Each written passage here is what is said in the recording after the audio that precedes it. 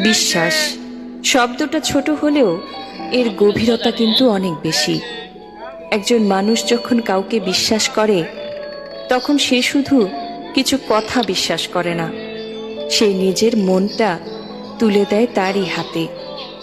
নিজের ভয়, কষ্ট, দুর্বলতা সবকিছু নিঃসংকোচে ভাগ করে নেয়, কারণ সে জানে এই মানুষটা তাকে কখনোই ভাঙবে না।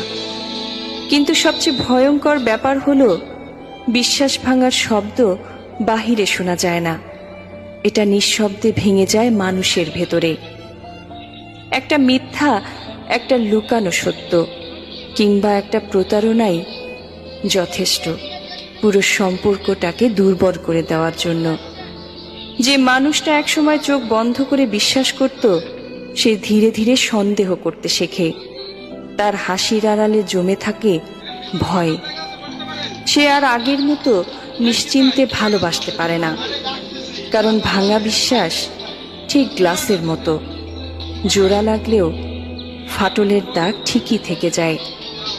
মানুষ ভুলে যেতে পারে, ক্ষমাও করে দিতে পারে, কিন্তু বিশ্বাস হারানোর এই অনুভূতি কখনোই পুরোপুরি মুছে দিতে পারে না।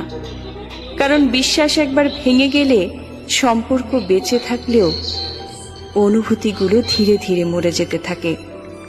তাই কাউকে ভালোবাসলে তার বিশ্বাস নিয়ে কখনো খেলবেন না, কারণ ভালোবাসা হারালে হয়তো মানুষ নতুন করে বাঁচতে শিখে যায়, কিন্তু বিশ্বাস হারালে মানুষ ভেতর থেকে বদলে যায়।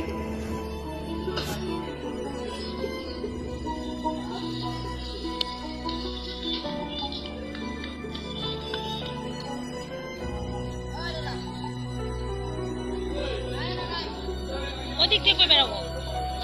আজ যাবো না। মেন রাস্তা ওই দিক দিয়ে বেরোনোর রাস্তা আছে। এটা দোকান।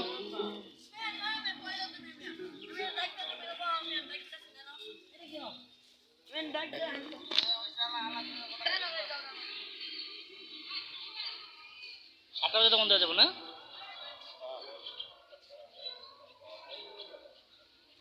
এই আমার মুখ বন্ধ করি, ছবি তোলার লেগে মুখটা খুলছিলাম।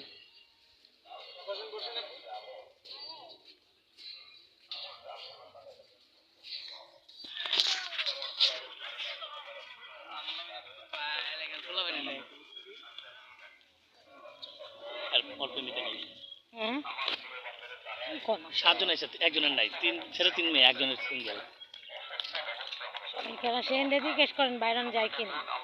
আমার তো মনে হয় সব উল্টা বাইবার দেখতেছে।